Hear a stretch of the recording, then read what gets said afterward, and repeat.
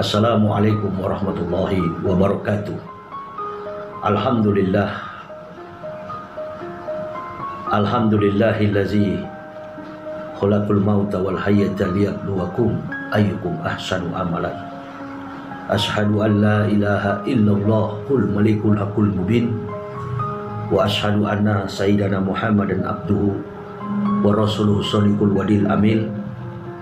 Allahumma fasalli wa sallim ala sayyidina wa maulana Muhammadin wa ala alihi wa sahbihi wa sallim, amma ba'd. Faya ibadallah ittaqullah haqqa tuqatih wa la tamutunna illa wa antum muslimun.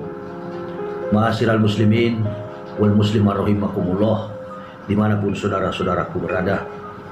Pada kesempatan hari ini tanggal 31 Maret tahun 2021 miladiah,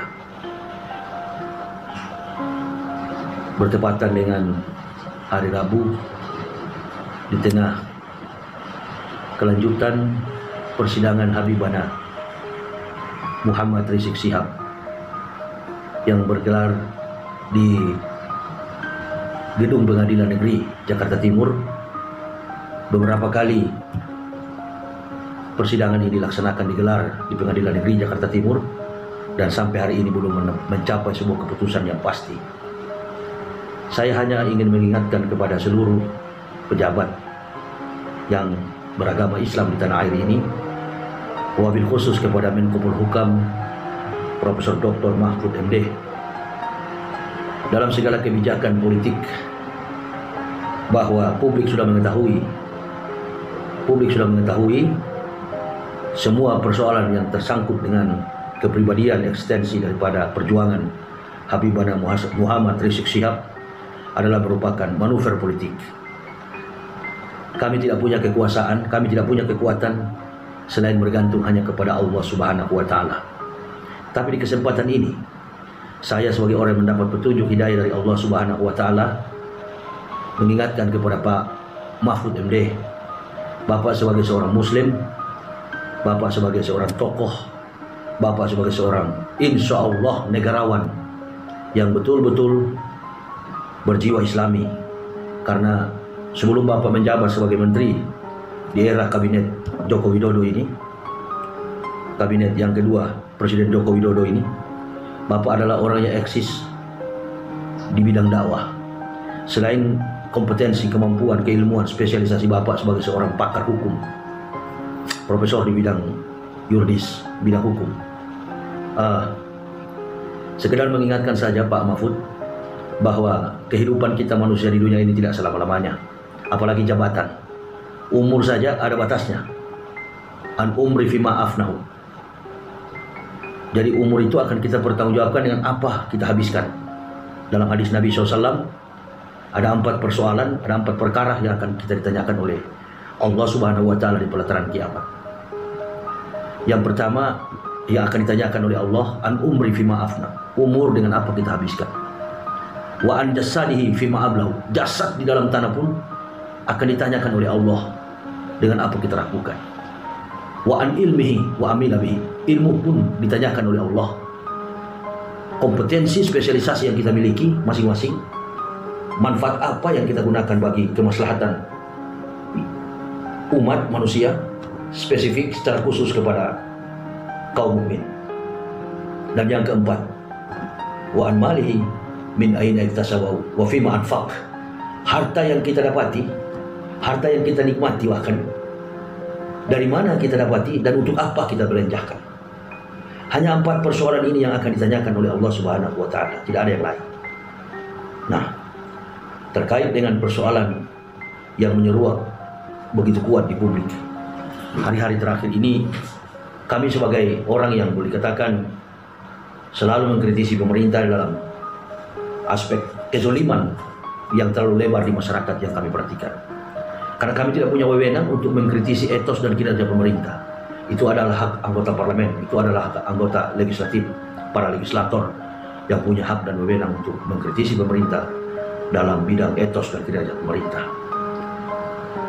Artinya bahwa publik ini sudah didewasakan, sudah dipahamkan, sudah diberi pengetahuan ilmu dengan berbagai macam informasi yang bergulat di media sosial bahwa persoalan ini adalah persoalan ketidakadilan dalam mengejawantahkan rumusan Pancasila, khususnya pada sila yang kelima, keadilan sosial bagi seluruh rakyat Indonesia. Ada tebang pilih, tajam ke bawah dan tidak tajam ke atas. Artinya hanya tajam ke bawah, tumpul ke atas. Ini merupakan sebuah fenomena yang berlangsung dalam pemerintahan era rezim yang sedang berlangsung ini. Mulai dari kasus kepulangan Habib Rizik sampai kerumunan dan kemudian sekarang ada dalam persidangan. Bukankah kita ini manusia yang mempunyai hak asasi yang dilindungi oleh negara, bahkan dalam mengejawantahkan, mengimplementasikan segenap kebenaran-kebenaran ayat-ayat suci Al-Quran, bahwa di dalam setiap Jum'ah kita mendengar khotib mengatakan berbuat adil. Innallaha ya'muru bil adli wal ihsan, bahwa keadilan itu akan membawa dampak yang sangat berarti sekali dalam pelaksanaan tugas kenegaraan. Di sini kita melihat bahwa Habibana Muhammad Rizik Syihab adalah seorang ulama, tokoh yang pendukungnya tidak sedikit, puluhan bahkan ratusan juta bahkan. Oleh dan sebab itu, sama dalam perjuangan bersama dengan beliau, kami sadar bahwa kami bukan musuh negara. Kehadiran kami dalam konteks dakwah itu memungkinkan untuk membantu pemerintah ini dalam pelaksanaan tugas. Karena komponen pemerintahan yang ada, termasuk TNI dan Polri, aparat keamanan, tidak mampu mendidik masyarakat ini, kecuali ilmu para ulama. Ilmu para ulama itulah yang kami jadikan sebagai rujukan kami untuk mendidik masyarakat ini menjadi masyarakat yang beradab, masyarakat yang bermoral, masyarakat yang Bhinneka Tunggal Ika, masyarakat yang berbudaya, dan masyarakat yang Pancasilais. Semua itu didorong oleh semangat spiritual, apalagi dalam konteks kehidupan keislaman kita. Tidak sedikit para pejuang-pejuang itu, pendiri-pendiri bangsa ini beragama Islam. Inti daripada statement pernyataan saya ini adalah mengingatkan saja kepada Pak Mahfud, bahkan sampai kepada Wakil Presiden Pak Maruf Amin. Konon Bapak berdua ini orang yang paham agama. Bahkan sebelum Bapak menjadi Wapres dan Menko Polhukam, Bapak berdua sering berdiri di mimbar-mimbar masjid menyampaikan khutbah, menyampaikan risalah dakwah kepada umat. Saya orang yang tidak punya tendensi, tidak punya interest apapun, baik dalam organisasi Islam, karena saya tidak pernah tergabung dalam organisasi Islam manapun. Bahkan juga dalam konteks kehidupan, dalam menata sistem pemerintahan.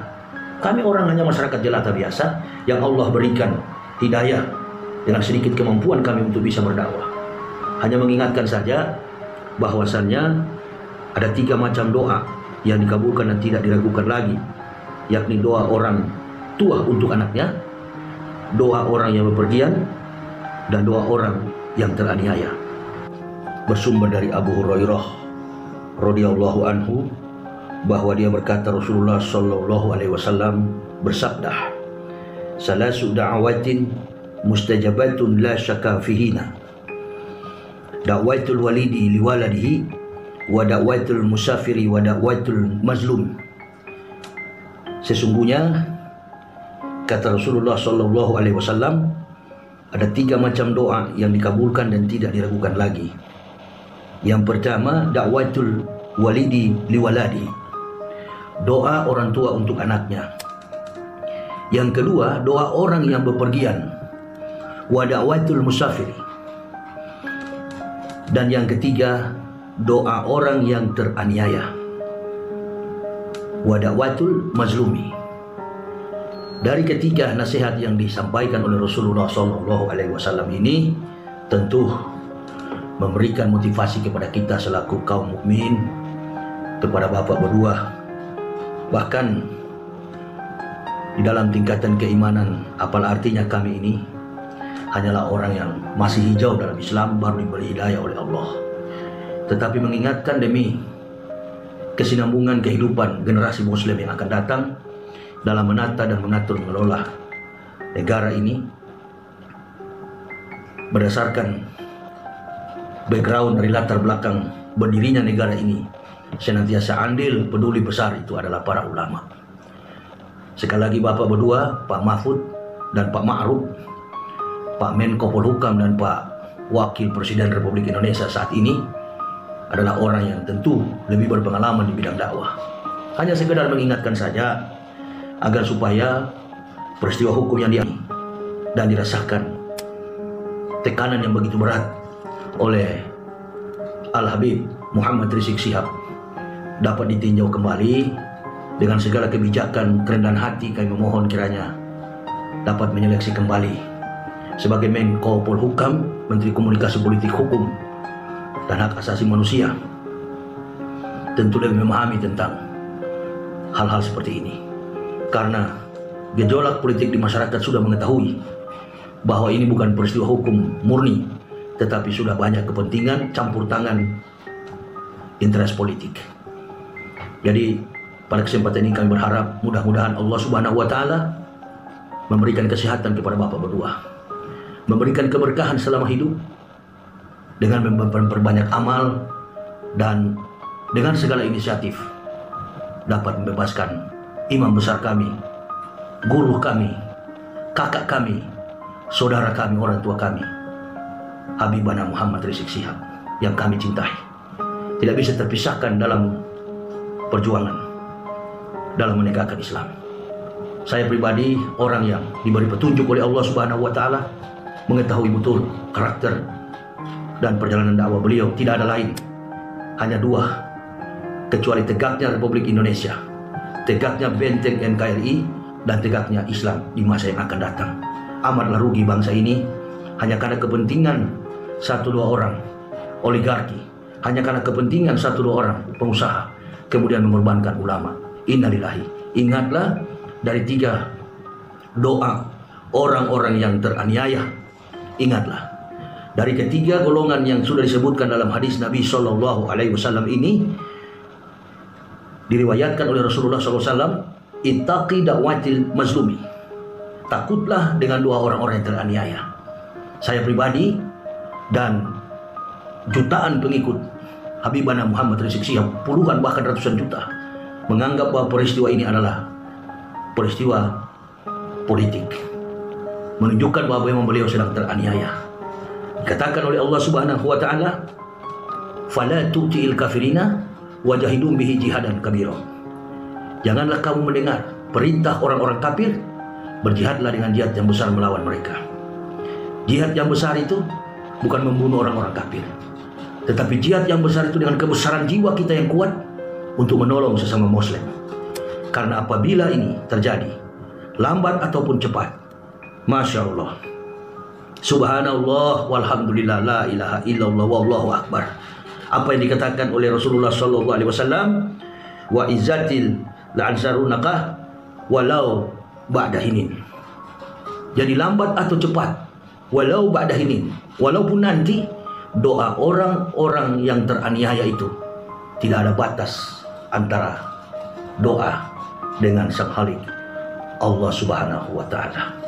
Mudah-mudahan Pak Mahfud dan Pak Ma'ruf dapat memberikan kebebasan sekaligus kepada imam kami, kepada